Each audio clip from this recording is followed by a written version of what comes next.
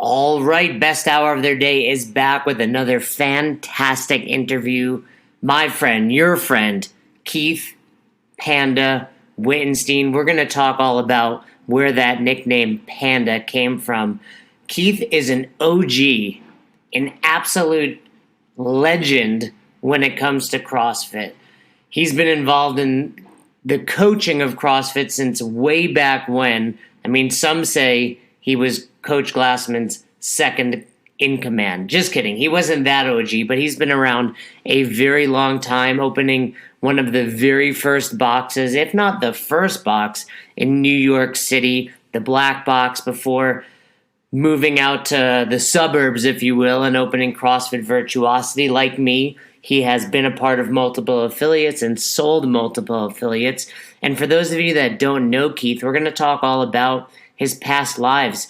We have the same alma mater, University at Albany, but Keith became an attorney. He's been in rock bands. He's been involved in yoga. He's been involved in just about every specialty seminar that CrossFit offers and so much more. It's no wonder that Keith is highly regarded as one of the best coaches in the world when it comes to CrossFit. And I'm proud to call him one of my closest friends. I love this dude, and it's always a pleasure chatting with him. So we hope you enjoy this episode of Best Hour of Their Day.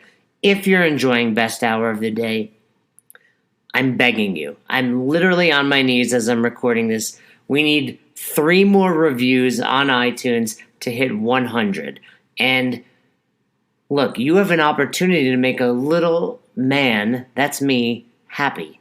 All you got to do is open up your app. It's probably open because you're listening to this episode, and click on review. Click on that 5-star button, write something nice about us, and make this little man happy. That's all we're asking. If we hit over 100 by the end of this weekend, I'm going to be so stoked, and I owe it to all of you, our fans. So please do that. Also, if you're still thinking about Watt on the Waves, check them out. You can still book your room and use the code BESTHOUR. That's all caps, one word, best hour, and get some really cool stuff from Fern and myself when we're on the boat. We've already had quite a few people use the code, and we're really excited to spend time with them.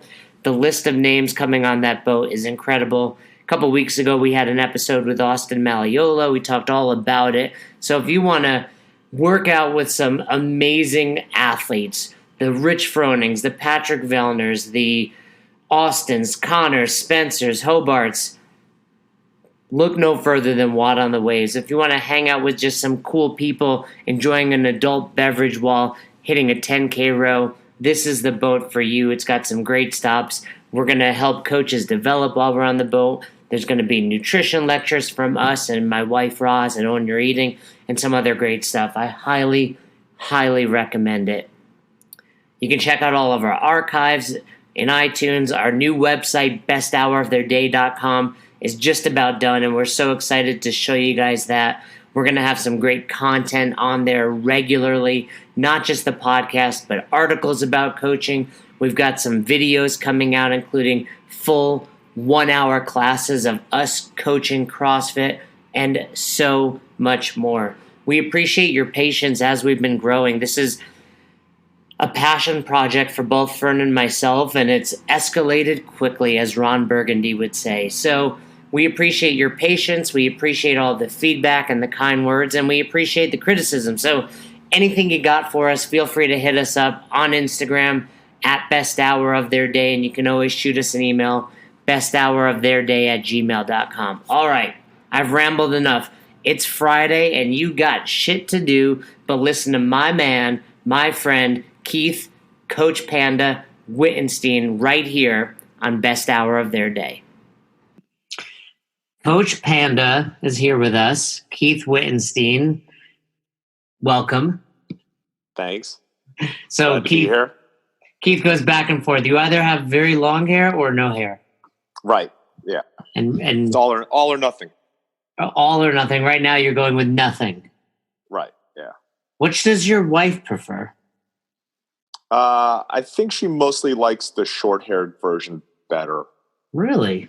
Interesting. Mostly, yeah. I mean, she definitely likes me clean-shaven as opposed to scruffy. You I think, rarely get scruffy though. yeah, a little bit, not too bad. It's like seasonal. Like usually in the cold weather, I put on like 20 pounds and a lot of hair, and then in the summer, I shave everything and lose like 20 pounds. I would agree with that. And I think what gets overlooked about you is your age. Yeah. Are you 50 now? No, 48, almost 49. I mean, you're getting up there. Yeah, yeah. I was just talking with Becky Harsh. She's 45. The three of us are all on staff, and really, I think the age of seminar staff has gone up a little bit. It's a more mature staff. I think so. There's a lot of veterans and the new people. There's some new, fresh, young blood on staff right now, but I think some of the people they're bringing on staff too are still like in their mid to late 30s. I think too. There's a couple of more seasoned people they're bringing on staff. Well, if you think about it, though, you have to be a really good coach to be on staff. That's not going to happen at 21 or 22 years old. There's a few exceptions to that. There's a couple of young bucks on staff who are surprisingly good at a young age. But like who, for example? Do you have specifics? Well, I mean, Joey Dill in his prime was a classic example. Joey Dill in his prime. He was young. He's almost no longer on staff. He's barely on staff right now. Yeah, he just doesn't work as much. He's busy, but he's also he's almost 30. Yeah, okay, but yeah, he started when he was yeah. So with that being said, let's talk about your career. First of all, people refer to you as Panda. A lot of people don't know the origins of that. What is the origin of Coach Panda? So surprisingly, the origin of Coach Panda is not something I'm proud to share on the podcast about being a great coach, because it mostly comes from my occasional fits of rage at the gym when I would just get like frustrated and like throw like a plate or a barbell or something across the room. And they would refer to it as Panda Rage, and then they'd post these videos of various pandas smashing stuff on my Facebook and after an incident. So your nickname has more to do with your, how should we say, raging as a coach versus virtuosity as a coach. Right. Yeah.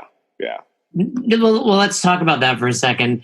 You've been involved in the CrossFit space since, man, you took the old school level 1 that was 3 days back in Santa Cruz, California. A lot of people don't know about you. You were also, I don't know what the term is now, because you were an attorney. I suppose you're still an attorney. Right. I'm no longer barred, but I'm still an attorney, I guess. You weren't disbarred based on these Panda rages, were you? No, definitely not. You just haven't kept your accreditation up to date, I suppose. Yeah, exactly. I just haven't paid my dues or done my CEUs or any of that stuff. So I just let that lapse. The Own Your Eating certificate course is good for CrossFit CEUs, but not as good for attorney CEUs. That's too bad. I wish there was crossover. So, but I mean, you've been doing this for a long time, and we're joking about your raging, but can you remember a period of time where you were burned out as a coach? Oh, sure. Yeah. I mean, you open a gym and you get there first thing in the morning, you teach classes all day, and you spend it just seems like how many times do I have to tell people to arch their backs and stay on their heels and squat lower and do all that stuff. And suddenly you're just like overwhelmed with like day in and day out of the same old. And it gets a little frustrating. Fern and I recently discussed it. Well, what were some of the things you were able to do to snap out of that? Besides throwing fits? Besides throwing equipment at your members. Besides drinking heavily, besides that. Hey, no, maybe that was the key. Maybe that was something we missed. Yeah, no, I think that's actually a part of it. I mean, we had a very intense gym environment, and it comes out of a place where I really care and I really want the best for my members. And sometimes, my ability to show that was lacking. My emotional ability didn't necessarily lagged behind my coaching ability. was like, I know what I want, and I don't know how to express that, and I can't get you there, and it frustrates me, and it frustrates my athletes, and then it culminates in me, throwing a hissy fit, and then it's like we hug it out, and we all go out and drink and have a good time, and put that behind us, and we start over again and try to figure out how we can get everyone better and happier. I've been there as a box owner. I mean, I remember one time yelling at my members to leave and go join a different gym. One thing you said that I don't think really Fern and I touched upon is it does come from that caring. In other words, you wouldn't burn out if you didn't care. You care so much that it's more you get frustrated. Right. Yeah. My frustration with, it just comes out of the fact that I really care. I really want the best for you, and I want to be the best.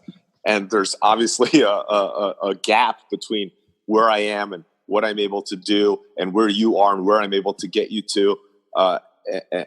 And if I didn't want to bridge that gap so badly and so instantly, like right now, like I want to take you to the next level, and my shortcomings coupled with your shortcomings are just creating a huge tension.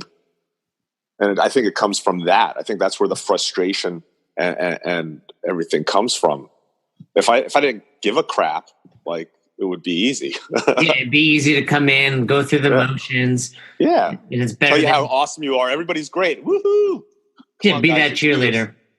Yeah, be a cheerleader. I don't think we've had, that's not true. We have had people on that have been to that original level one. We talked to Kelly Starrett recently, Coach Bergner. They were all part of that original one, but I've not really asked them about it. Tell the listeners what the old school level one was like back in 2004, 2005. Actually, I took one of the last 3-day ones, and it was 2006. But I mean, it was Coach Glassman. You show up at the Santa Cruz box on day one. It's a Friday now instead of a Saturday. And there's a who's who of like sort of internet celebrities from back in the day, like back before. Now it's weird because, I mean, the social media is much more hyped, and you're so much more connected and close to all these like CrossFitters via social media. And when you see somebody, like a James Hobart at a level one now, it's you feel like you know them a little bit better. But back then, it was only like little snippets of like workouts that you'd see Greg Amundsen do, little pictures of some of these people on the CrossFit Journal, and just like you'd see handfuls of like just very limited access to these people. And I would like chat with some of them on the message boards. And so when I got to Santa Cruz, I remember there was a old school trainer at CrossFit Santa Cruz named Lonnie Lao. And she was a demo girl back in the original days of like Annie and Nicole. And Lonnie was one of the demo girls back then. And we had like connected on the message boards. And I think she had been out to New York once to train with us in Central Park. And so when I went out to California, she was like, she met me Friday morning. She took me to the Silver Spur Diner, which is where that place is the best. Yeah. She took me there before the seminar to like grab some breakfast and coffee. And she's like, that's Mike Rutherford. He's the dumbbell guy. Over there, Coach Bergner sitting down. Over there on that table was like Mark Rippetts. All the trainers had gotten in there early to like get breakfast. And so she was just popping around, introducing me from table to table. And it was wild, and then grabbed some coffee and breakfast and went over to the Santa Cruz, the original box. And it was like, I'd seen all these videos and pictures of that place. And it was the first time I'd ever been in a room with that many other CrossFitters. Back in the day, it was me and like maybe 10 people that we would all work out in Central Park together. And it wasn't 10 people all at the same time. It was like one weekend you'd get like 5 people, and another weekend you get 5 different people. But there was about 10 of us doing CrossFit in New York City at that time. So it was really wild. How did you even get involved in it back in 2006? And what was the catalyst to get you to actually, purchase a plane ticket, spend $1,000 and go take it? Because it wasn't like it is today where there's CrossFits on every corner. I mean, went on to open CrossFit Virtuosity, which was one of the first boxes in the 5 boroughs. Well, CrossFit NYC was the first one we opened. Oh, that's right. Yeah, you opened NYC. So here's the deal. I was a jiu-jitsu guy since 1997, right? I after law school, I basically went right into jiu-jitsu. And then you got to keep learning. Yeah, exactly. Well, here's the progression. In law school, getting way out of shape because all you do is study and drink.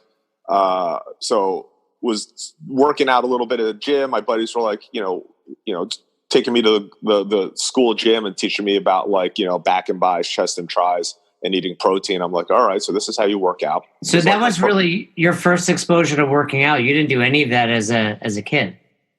Yeah, not really. I barely did any gym time as a kid. That's high school, college, even. I don't think I was a musician in college, so I never made it into a gym. Yeah, people don't know that about you, that you were, pretty good local musician in the upstate New York area. But that's interesting to know that, someone that doesn't start exercising seriously, I would say, till, 22, 23 in law school.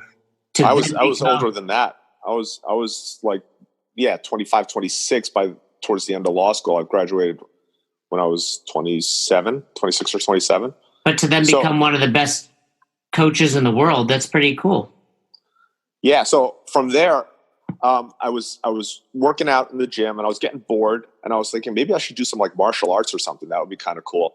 And then my buddy took me into a store, back when they had video stores, right?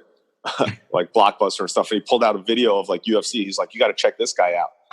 And so I watched like the first or second UFC with Royce Gracie. Yeah. And then I was like, oh shit. So like I rented all it was the first 3 or 4 UFCs with Royce Gracie and I watched them all. I was like, yo, this guy's crazy. And then I just found a video of Renzo Gracie, his cousin. I was like, this guy's insane. And then I was like, I'm going to do this Brazilian jiu-jitsu shit. And then there was one place in Boston when I was in Boston, but it was far away. And I was towards the end of law school and all I was thinking about was studying and finals. And I wasn't thinking about starting that right then. But I looked on a black belt magazine. There was an ad for Renzo Gracie Academy in New York. And I was like, when I go back to the city, I'm going to go right there. And that's exactly what I did. So as soon as I moved back to New York, took the bar exam. And then after the bar exam, I was like, all right, I'm going to start doing this jiu-jitsu thing. And I went right down, made a beeline to Renzo's Academy.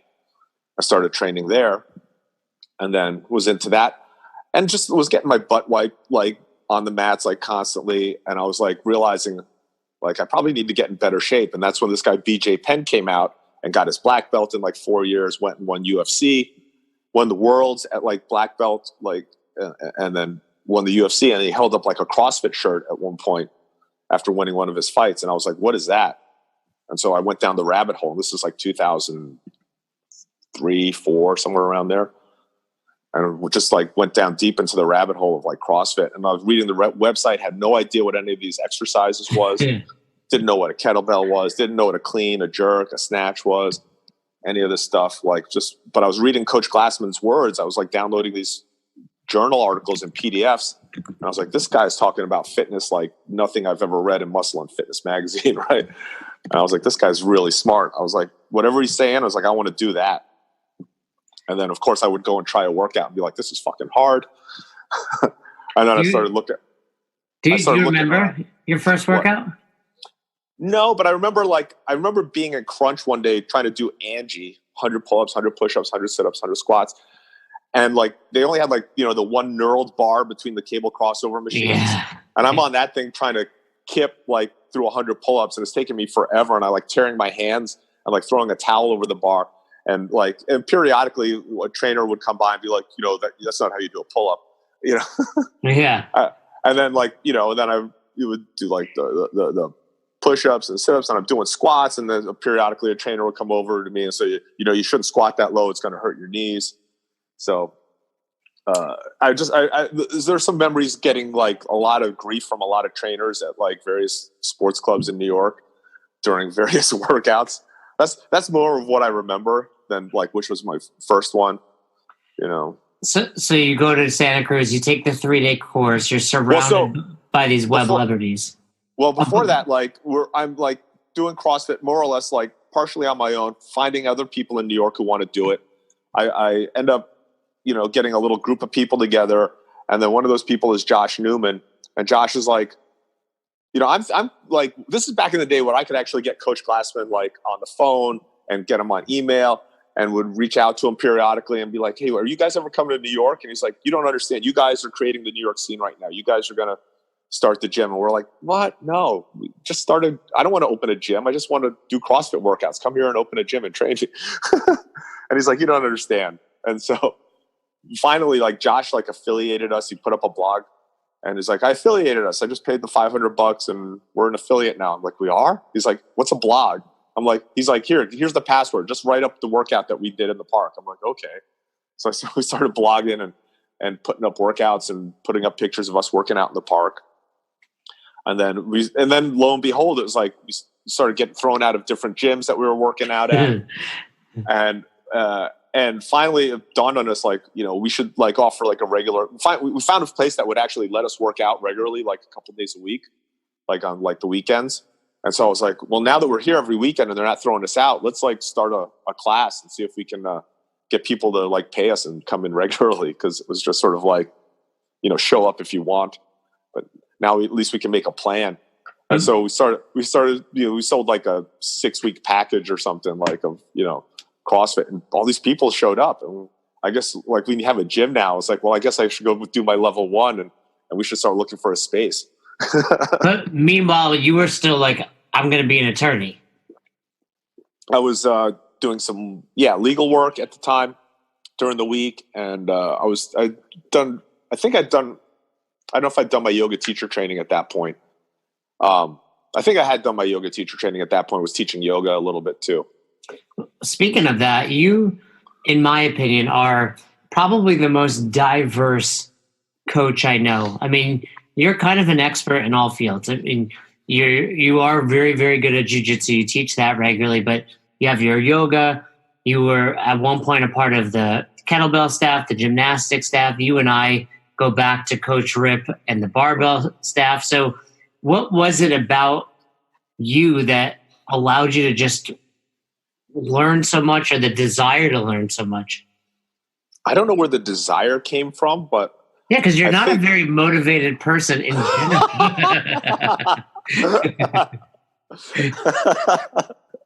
Nice. But I think there's a cliche that like, the best athletes make the worst coaches and vice versa. There's some saying to that effect. And I was never an athlete, but I was always like curious when I started one of these, went down these roads, I would learn as much as I can about it. And I think that's generally sort of my MO is that, I'm not a very motivated person until I find something. And then I'm kind of get really deep into it. Just like, law school, never grew up thinking about being a lawyer. And then I went to law school and I was just like, I'm all in. And I was just like nerdy law guy for a few years. And then, then started getting into yoga. And then I was like, yeah, yoga's kind of fun. And then all of a sudden I was like, I'm going to do a teacher training. And then I became the nerdiest like yoga guy that you could find. And then it was kind of same with, when I found CrossFit, I was like, yeah, this stuff is kind of fun. And I kind of got really into it. And then I just would like, read every journal article and read every, thing I can. And this is also back in the day when there wasn't access to a lot of stuff like there is now. So you really had to figure it out. Like I what? And I was going to say, you are, I mean, I was joking earlier. I mean, you do a lot of things in your life to the extreme, but you do them well. I mean, you went to law school. That's an achievement in and of itself. You're a brown belt in jiu-jitsu, probably not far off from, attaining your black belt. You are part of the seminar crew. You're a very good husband and father to your 2 kids. You were in a band. You've done, point is, Keith Wittenstein's a pretty smart dude. Thanks. Now, was that part of what made you ultimately such a good coach? Just, do you think it was the desire to learn more? Do you think it was your ability to connect with people? Do you think it was the fact, because I agree with you, Rip used to say this and I say it about myself, the worst athletes make the best coaches. Was it the struggle? What about it? I think like I partially have not only a passion to learn, but like as soon as I figure something out, I'm like, oh, this is cool. Let me show it to you. Right? Like anything I've ever learned, I've always wanted to turn around and like teach it to somebody else. This is sort of a weird thing that's, followed me at least through like, the last half of my life, the last 25 years almost. It's like, I went to law school and I'd figure out something and then I'd sit around in like the study group. And I'm like, guys, check out, and I'd explain this whole legal theory to people and they'd be like, oh, and I'd figure out some crazy yoga stuff and I'd start teaching it in my classes. I'd figure out like, this entry into, leg locks. And I'm like, I got to show everybody this thing. I just figured this out. And that's, how I've kind of operated. So I just have this passion for like, sharing whatever I figure out because I think that was cool. Somebody else would probably think this was cool too. And just, go from there. But that's a unique thing because not everyone, I'm in agreement with you. Like, I think part of that is we enjoy helping other people, but some people learn something new and not that they're being selfish, but they don't have that immediate desire to go and teach someone else. And it's really big in the jiu-jitsu world. You're right. You're like, hey, I learned a new entry to, the honey hole. I can't wait to show my crew. Yeah, exactly.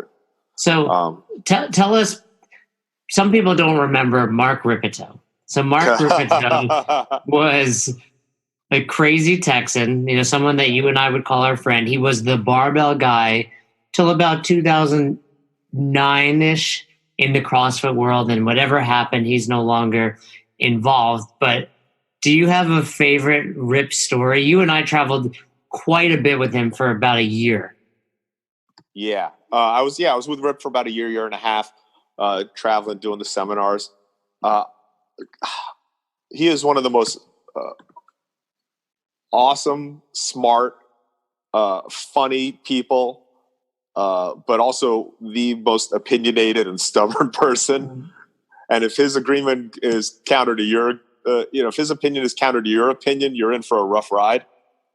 And that's where I think him and CrossFit parted ways, is that he was unwilling to budge on a lot of his opinions.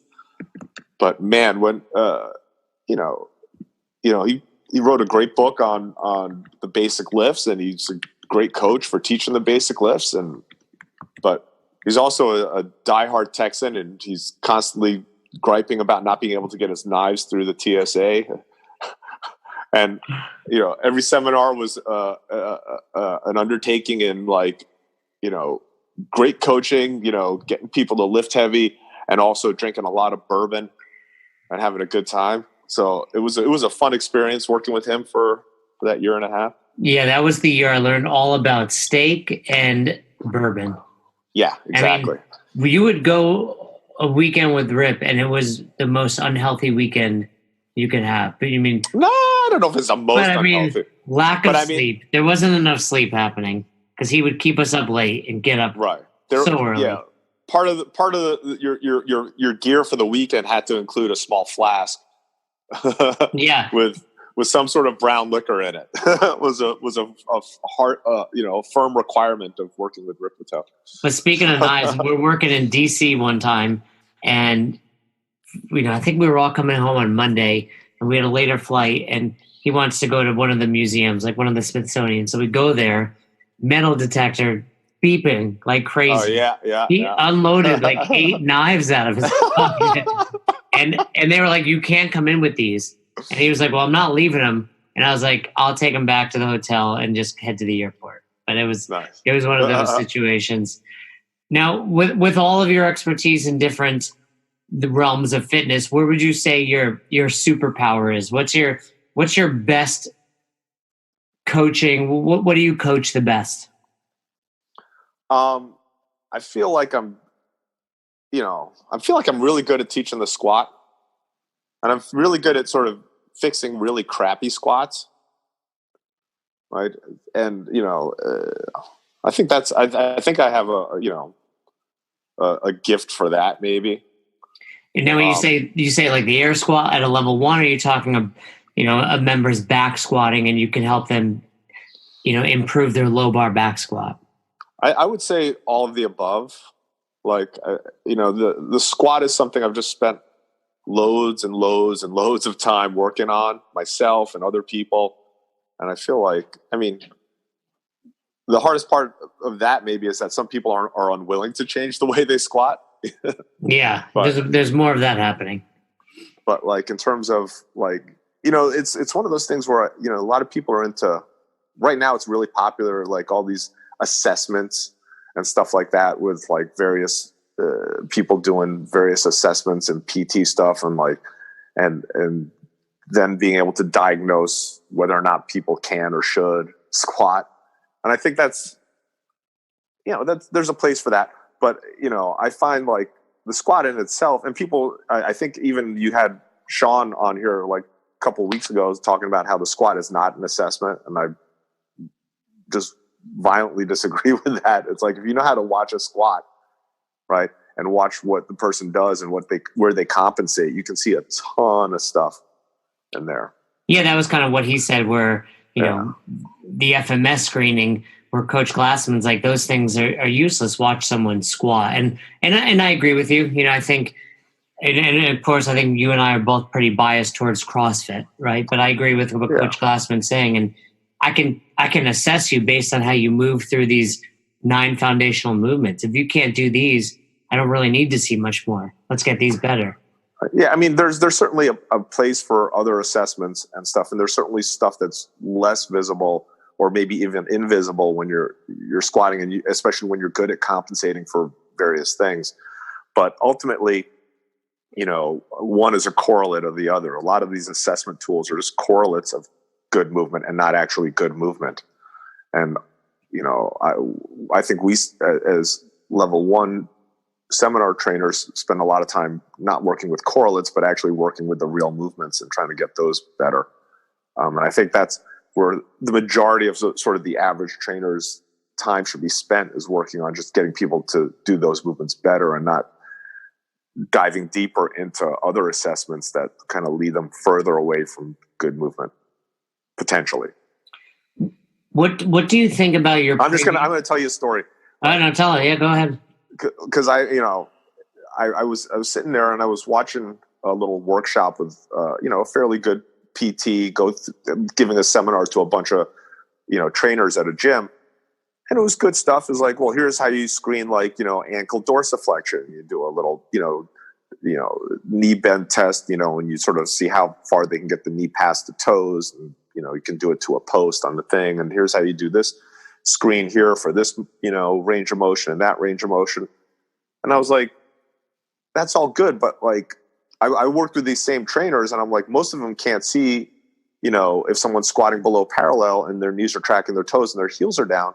And I was like, which one is the more important thing on their day-to-day thing, to get people's heels down, knees tracking the toes, and full range of motion, or now doing another assessment for dorsiflexion and something else where I'm sure they can't see any difference in the two tests, like the before and after, right? It was like, if they can't see a heels down in a squat that they look at 1,000 squats a day, they're not going to be able to do this test of yours with any greater clarity or specificity. So it's like, why are we wasting our time? That's a really good point. And I think in the time, especially since you got involved, but since I got involved a year later as well, all of a sudden it went from like, hey, let's work hard, to all this mobility talk for a short period of time. And do you think it just got carried away? I mean, at most level 1s and 2s, ultimately, you and I will pull somebody into the center. We'll be fixing. One of the participants will raise their hand and say, like, shouldn't they just mobilize? Yes. So talk to the listeners about that. As someone who is very well versed in this, how do you address that? How do you address the members that think that, and how do you address the coaches that put that emphasis on that versus just like, hey, let's get you moving better? Right. Yeah. It's I think it's like we wanted, in an effort to sort of, be more thorough. And there's certainly a place for all the mobility and stuff. And I love that stuff. But in an effort to be sort of more thorough and try to clean up a bunch of stuff, ultimately what most people drop the ball in doing is putting it back into, we take all the pieces out and want to look at all the pieces, but we never put them back together and rebuild the thing into what we want, right? So now we've dissected like the shoulder, external rotation. Now we've, dissected, the hip, flexion and external rotation, but we haven't put it back together into the movement where we wanted it in the first place. So most people don't have the time or the wherewithal to do all that extra stuff. They should spend what time they have just making, working in that squat and working into these positions, working on that front rack. And then, if there's any, room for improvement that can't be done with, the elbow grease and the time under tension, we can take it out and look at it in terms of some other mobility stuff. But more often than not, people sort of get pulled out into mobility land and don't go back into fixing movement. Yeah, I mean, I tell people, the front rack's a great example. Every weekend at the level 1, the front rack's tough with PVC, and people, well, what drill should I do? Here's the drill you should do. Get in this front rack more often. Yeah. Get better at this movement pattern. That's how you get better. Having coached dozens, if not hundreds of level 2 seminars, what would you say is the biggest mistake you see from CrossFit coaches? And I say level 2s because typically those are coaches that are coming back, 6 months to 5 years after taking their level 1. We watch them coach. We give them feedback. What do you see as the biggest flaws? I think most of it is sort of maybe, I don't know if I've heard anybody say this on this podcast yet, but I think it's a not really caring enough about getting people to move better. I know we want people to move better, but there's a breakdown between how we get there. And also, there's also a tendency for people to settle for like meh, right? I always say we're not forging meh fitness, we're forging elite fitness, right? We're not, and you got to have your standards a lot higher, right? When you go into a teaching situation, I look at how you start moving, and after you spent 5-10 minutes with me, you have to be moving better. My job is to make sure you're moving better. It's not based on my ego. It's like, but this is what you're paying me for. This is what you intrinsically want, is to get better coaching so you move better. And most people sort of just feel it's their duty. Well, I just have to explain deadlifts to you for 5 minutes and that maybe should help. And that absolutely has no bearing on people's movement, right? We have to get in there and actually get them to do reps. And each rep we have to chisel away like we're carving a statue and make it better and better and better, rep after rep after rep, until 20, 30 reps later, I've chiseled away all the crap that was in your deadlift form, and now you have a really tight, good deadlift form. Yeah, I think Coach Glassman put it nicely. Don't let your eyes get used to shitty movement. Yeah, absolutely.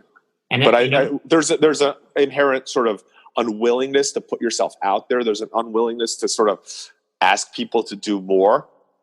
We don't want to be perceived as like being too pushy, and there's also just sort of an uneasiness, of like maybe sort of an insecurity. I'm like, I don't really know. It all kind of looks the same. And I think it all sort of stems from just sort of not really, I don't know if it's a lack of passion, a lack of understanding, a lack of just knowing what the inherent job is that we're trying to get people to do as coaches. It's like you got to be able to look at whoever steps into your class, and then an hour later they got to be a better person. If not emotionally, hopefully at least physically, we get them moving a little better by getting their back straighter, getting their heels down, getting their bar paths better, cleaning up whatever crappy movement they came in with. So let's assume you have a coach that does care. They're passionate about this. They're watching, we've both seen it many times at a level 2. Hey, coach the air squat. They go through their little 2 minutes of talking, watch 2 reps, and they're like, he's good. Right? Yes. So yeah. What is some actionable feedback? What are some teaching points we can help if someone's listening that does want to be a better coach? What are some things you recommend to do? Tunnel vision. It's funny because like most of the people you encounter, at the high level coaches in CrossFit, tend to want to drift towards something like Olympic weightlifting because it's viewed as sexier and it's very complex. And you have this highfalutin status as somebody who teaches a very complex skill. But ultimately, like all movement is complex, like, which is, right now is like, I used to use this analogy of like, it's really hard to like dissect walking, just like normal human walking. There's so much stuff that goes on there. But now you see these Boston Dynamics robots that are like walking and jumping and moving around. And so they've definitely got the algorithms like almost wired. But like, if you just like dissect someone's like foot position, like whether their weight is shifting on their foot, they're coming into their toes, their weight's shifting in, they're spinning their feet out when they squat. There's so much stuff right in there about their movement pattern, about their mobility, about their balance and their coordination. And then take it to the next level, to the knees, to the hips, right? There's so much like kinesthetics, so much physiology going on right in just watching their lower body in something as simple as a squat, that like you should never be bored. Like you should take the time to look at that and say, what the hell is going on? And then once you figure it out on one person, look at someone else and you'll be left with a whole bunch of new like issues that you never even thought of with the first person. And you do this with 10 athletes a class, 10 classes a day, over like 10 years, and you will be like a super coach. You'll develop a super eye. And you have to like look at every foot and knee and hip and vertebra and shoulder that comes into your box with fresh eyes and look at that as an opportunity to fix human movement and to perfect human movement. Yeah, and I think part of the problem is coaches just aren't doing that, right? In and of itself, that's not that hard. Watch movement, but in this day and age in CrossFit, whether it's multiple things happening in a class, too many people in a class, too many movements in any given workout, it's hard to just take that time and, hey, watch, are their knees tracking their toes? Yeah. It's a shame. Hopefully that like at least allows a space for people like dinosaurs like me and you to still have like jobs, because we care about stuff like that. We do. And, I think it's partly also just, that was the culture when we started. It's hard if you get involved in CrossFit in 2017, 18, 19, maybe you joined a box that put no emphasis on coaching. Now all of a sudden you want to be a better coach, but you don't have any experience getting coached or someone that can mentor you. You have to seek that out. It also comes from like my own personal like chip on my shoulder, where it's like I was doing yoga and I would hang out with some like pretty high level yoga people who are all about like the alignment. And it would always like poo-poo, the other styles of yoga that weren't into alignment. And they would certainly poo-poo anything that resembled like hard exercise as something that was like maybe like not as, refined and upper crust as like this beautifully aligned like yoga practice. And I was like, the beauty of human movement is everywhere, and it's not just in yoga. And good alignment is good alignment everywhere. So I took that sort of like maybe sort of snobby, attitude towards alignment and just like brought it into sort of my way I looked at like movement in other parts of, life, in terms of like CrossFit, in terms of jiu-jitsu. It's like there's good movement and there's bad movement everywhere. And I definitely want to side in the camp of good movement if I can. You've been a part of multiple affiliates. What is something this day and age that affiliate owners could be doing better? Oh gosh, I don't know. I've been out of the affiliate game for a while. Some people know you own part of New York City, NYC. You were owner of Virtuosity. You've coached at numerous boxes, in the New York, New Jersey area. What are some of the better things you saw then? What are better boxes doing that the boxes that aren't doing well are not doing? I think the best boxes, one, obviously, are really keyed into their community and creating a really good space for members to have a good time. I think, I think I know it depends how you like what you consider a good affiliate too. I mean, there's certain affiliates that seem to show up at the games all the time and they're competitively excellent, which for some people they'd place a premium on that. Well, let's say making money, having a good membership base of over 100 members. Yeah. I've known Dave Osorio since before he started CrossFit South Brooklyn, and just like the longer I know him, the more impressed I am with how he's like maintained this like just steady, like even keeled sort of community in box where it's just grown and grown and grown and just gotten better and better and better. And I'm just like, he's one of those standout individuals and one of those standout affiliates that's just like constantly, moving in the right direction. Maybe slowly, but like over time, it's proven to be really good. I think he's maybe a good example of the tortoise. And I think with NYC and Virtuosity, I was probably trying to be more of the hare and really try to push the envelope and go, do more stuff more quickly. And maybe that's kind of why I'm burned out on affiliate ownership at the moment. But also eager to get back in right now because I want to have a box with like CrossFit and Jiu-Jitsu in it now. Are you considering that? Is that something that's in the future for you? It's something I'm considering. I don't know if it's a realistic thing, but it's something I still like, drive around, look at a space and like, oh yeah, that might be a nice place to, and then I also kind of dream like, how would we have both things running at once? Because I know some places do it well, and some places are having a struggle trying to run both things at once. What? All right, we're back. Sorry, we had thunderstorms here in Florida, Keith. Gotcha. And we dropped our internet. But I think what I was saying was, once you own an affiliate, you basically look at all potential real estate as affiliates, looking at where you can open a new box. But we were getting ready to wrap up, and it sounds like Jet and June are home. Oh, yeah. Getting ready to be Papa Panda. You don't throw equipment at them like you did at your members, do you? Yeah, patient with my kids. It's a level of patience I've never experienced before. But somehow I managed to be really patient with them. You are very even keeled, very mellow. I mean, judging in the past, working seminars. I've never really seen you mad. Well, that's good. Have you been mad? Do you get mad often? I've mellowed a lot in the years. All right, yeah. But I like, again, like I have my fits of rage every once in a while. I'm sure you do. Now, you've been around CrossFit for a very long time. Do you have any interesting CrossFit history that you've been involved in? Like a fun trivia fact that Keith Wittenstein has been, that we can use at a trivia night, if you will. Gosh, I can't even think about that. Let me.